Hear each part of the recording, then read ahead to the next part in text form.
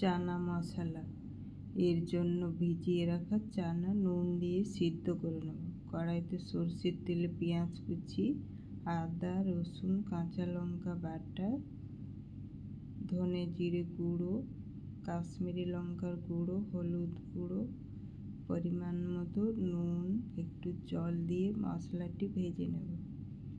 এরপর একটি টমেটো কুচি, মশলা ভাজা হয়ে গেলে তার মধ্যে সিদ্ধ করে রাখা চানা, একটি আলু, পরিমাণ মতো আর একটু নুন দিয়ে একটু কষিয়ে জল দিয়ে দেব।